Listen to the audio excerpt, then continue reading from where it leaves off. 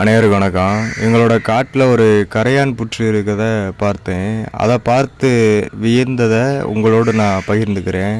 இது மாதிரி நீங்கள் கரையான் புற்றை பார்த்து வியந்ததை இந்த கருத்துரை பெட்டியில் பதிவு. பொதுவாக கரையான்கள் காலை வேளையில் தன்னுடைய புற்றை நன்றாக விரித்து வேக வேகமாக கட்டுகிறது. வெயில் வருவதற்குள் அது முழுமையாக நிறைவு செய்கிறது.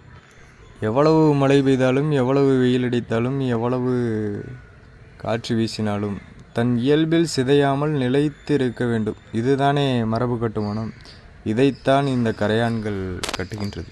இந்த கட்டுமானத்தை கட்டுவதற்கு அது எந்த ஒரு பொறியாளர்களையும் நாடவில்லை, தேடவில்லை.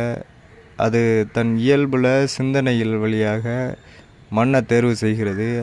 அந்த மண்ணை தன் உமிழ்நீர் வழியாக சாந்தாக குலைக்கப்பட்டு இந்த மரபு கட்டுமானத்தை கட்டுகிறது. ஓரிரு நாட்கள் உயிர் வாழக்கூடிய கரையான்கள் இவ்வளவு எளிமையான இயல்பான